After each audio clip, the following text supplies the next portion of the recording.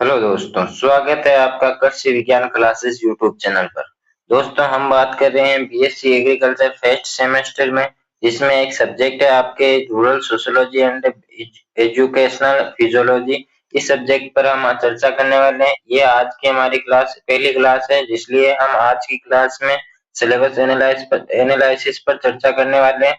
और दोस्तों, यदि आप इस चैनल पर नए हैं और आपने अभी तक चैनल को सब्सक्राइब नहीं किया तो चैनल को सब्सक्राइब करके बेल आइकन को प्रेस कर दें, ताकि जब भी बीएससी एग्रीकल्चर से रिलेटेड कुछ भी स्टडी मटेरियल यूट्यूब पर अपलोड हो, तब आपके पास नोटिफिकेशन सबसे पहले आए और आप अपने तैयारी को मजबूत कर सकें।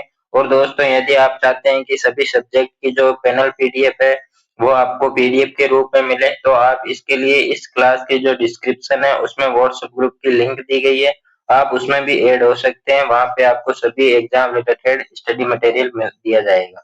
तो चलिए दोस्तों, आज की क्लास में हम सिलेबस एनालिसिस पर चर्चा कर लेते हैं। दोस्तों, सबसे पहला टॉपिक हमारा रहेगा extension education and agricultural extension, जिसमें हम पढ़ेंगे कि अर्थ, परिभाषा, क्षेत्र महत्व, यानी कि एक्सटेंशन एजुकेशन का अर्थ क्या होता है, इसकी परिभाषा क्या होती है, इसका स्कोप क्या है, मतलब किस क्षेत्र में इसका स्कोप है, और इसका महत्व क्या है। ये तो हम पहले टॉपिक पहली क्लास में पढ़ने वाले। फिर हम पढ़ेंगे सोशियोलॉजी एंड रूरल सोशियोलॉजी, यानी कि जो ग्रामीण सोशियोलॉजी है, जो समाज शास्त्र है, उस पर चर्चा करने वाले हैं कि जो क्षेत्र कृषि प्रसार में ग्रामीण समाज शास्त्र का महत्व क्या है, ग्रामीण समाज शास्त्र और कृषि प्रसार का संबंध क्या क्या है, ये हम दूसरी क्लास में पढ़ने वाले हैं। फिर हमारा अगला टॉपिक रहेगा इंडियन रूरल सोसाइटी, यानी कि जो भारतीय ग्रामीण जो समाज है उस पर हम पढ़ने वाले हैं कि मुख्य विशेषताएं क्या क्या होती है रूरल सोसाइटी की, ग्रामीण और शहरी समाज के बीच अंतर क्या क्या होते हैं, ये आपको हर एग्जाम में पूछे जाते हैं अंतर, जो हम डिटेल से आगे पढ़ने वाले हैं, और इनमें संबंध क्या क्या होता है। फिर हम पढ़ेंगे सामाजिक ग्रुप यानी सोशल ग्रुप्स, जिनका वर्गीकरण पढ़ेंगे, समूह गठन के कारक पढ़ेंगे, सूचना और संगठन, प्रेरणा, कृषि प्रसार में भूमिका, ये सभी हम टॉपिक आगे विस्तार से पढ़ने वाले हैं। आज केवल आपको कौन कौन से टॉपिक है आपके सब्जेक्ट में ये बताया जाएगा। और अगला हमारा टॉपिक रहेगा सोशल स्ट्रैटिफिकेशन, यानी कि इसमें हम पढ़ेंगे कि स्त्रीकरण के रूप कितने होते हैं, वर्ग कितने होते हैं, जाति प्रणाली पे अंतर क्या क्या होता है, यानी वर्ग और जाति में क्या क्या अंतर होता है, क्लास और कास्ट में, ये सभी हम इस टॉपिक में पढ़ेंगे। फिर हम पढ़ेंगे कल्चरल कॉन्सेप्ट, यानी संस्कृति, आपकी संस्कृति में क्या क्या रीति रिवाज है, लोकचार क्या है, मान्यता क्या है, अनुष्ठान, जो वर्जनाएं होती है, क्या क्या, ये सभी हम विस्तार से पढ़ने वाले हैं आपकी संस्कृति के बारे में, जिसमें हम विभिन्न प्रकार की संस्कृतियों के बारे में चर्चा करेंगे। फिर हम पढ़ेंगे जो परंपराएं होते हैं, ट्रेडिशन से कृषि प्रसार में जो परंपराएं होती है उनका क्या महत्व होता है, परंपराओं की परिभाषा क्या होती है, ये सब पढ़ने वाले हैं।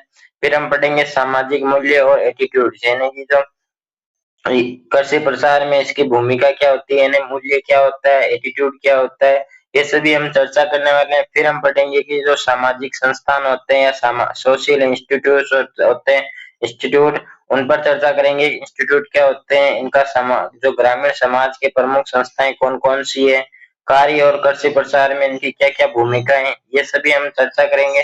फिर हम पढ़ेंगे सोशल ऑर्गेनाइजेशन, यानी कि जो सामाजिक संगठन होते हैं वह क्या होता है, इसकी परिभाषा क्या होती है, संगठन के कितने प्रकार होते हैं, कृषि प्रसार में इस संगठन की क्या भूमिका रहती है।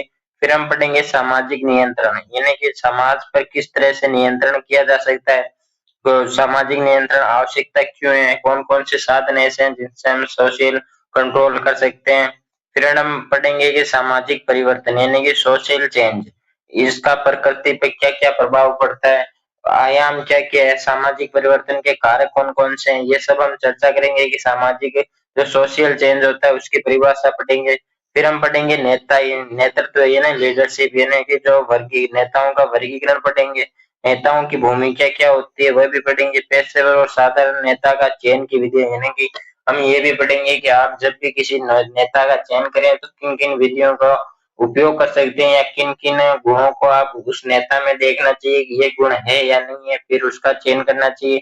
ये सभी हम चीजें पढ़ने वाले हैं आगे, इसलिए आप इस चैनल के साथ जुड़े रहना और इस चैनल को सब्सक्राइब कर देना। अगर आपको क्लास अच्छी लग रही है तो टर्निंग और लीडर, यानी कि जो ट्रेनिंग होती है, जो नेता होता है उसकी ट्रेनिंग किस तरह से दी जाती है, शिक्षण की विधियां कौन कौन सी होती है, स्थानीय नेताओं के उपयोग के लाभ और सीमाएं को क्या, यानी कि जो स्थानीय नेता होते हैं उनका लाभ क्या क्या है और इनकी हानियां यानी सीमाएं को क्या क्या है, ये सभी हम पढ़ेंगे।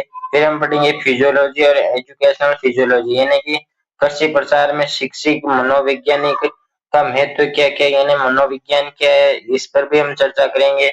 और फिर हमारा अगला टॉपिक जो रहेगा वह रहेगा इंटेलिजेंस, यानी बुद्धिमत्ता, आपके पास कितनी बुद्धि है, बुद्धि को प्रभावित करने वाले कारक कौन कौन से होते हैं, बुद्धि की परिभाषा क्या होती है और बुद्धि के प्रकार कितने होते हैं, कृषि प्रसार में बुद्धिमत्ता का महत्व क्या क्या होता है, ये सभी हम इस टॉपिक में चर्चा करेंगे। फिर हम पढ़ेंगे पर्सनालिटी यानी व्यक्तित्व, व्यक्तित्व को प्रभावित करने वाले कारक देखेंगे, कृषि प्रसार में व्यक्तित्व की परिभाषा देखेंगे। और एक बात और की जो पर्सनालिटी व्यक्तित्व है, यह आपके सेकंड सेमेस्टर में एक पूरी सब्जेक्ट चलती है पर्सनालिटी डेवलपमेंट, जिसकी सारी क्लासें यूट्यूब पर अपलोड है। आप सेकंड सेमेस्टर की क्लासें भी जब आप आओ सेकंड सेमेस्टर में तब देख सकते हो। और अगला जो हमारा टॉपिक रहने वाला है वो रहने वाला है कि टीचिंग लर्निंग प्रोसेस, यानी सीखना और शिक्षण और अधिगम का अर्थ क्या है, इसकी परिभाषा क्या है, अधिगम अनुभव क्या है, अधिगम स्थिति, अधिगम के तत्व और विशेषताएं क्या क्या है, ये सब भी हम चर्चा करेंगे। और हमारा जो लास्ट टॉपिक रहेगा वह रहेगा principle of learning and their implication in teaching, यानी कि अधिगम के सिद्धांत पढ़ेंगे और शिक्षण में इनका अनुप्रयोग, यानी कि जो शिक्षण होता है उनमें टीचिंग होते हैं उनमें उनका उपयोग क्या क्या होता है, ये सब हम पढ़ने वाले हैं। तो ये आज के जो हमारी क्लास में हमने देखा कि जो रूरल सोशियोलॉजी सब्जेक्ट है आपकी, उसका सिलेबस एनालिसिस पर हमने चर्चा की। आई होप आपको क्लास अच्छी लगी होगी। आपको क्लास अच्छी लगे हो तो आप कमेंट में बताना कि आपको क्लास कैसी लगी हो, और जो अगली क्लास है वो किस टॉपिक से हमें, इस सब्जेक्ट के किस टॉपिक से हमें क्लासेस शुरू करनी चाहिए, वो भी आपको कमेंट में बताना है।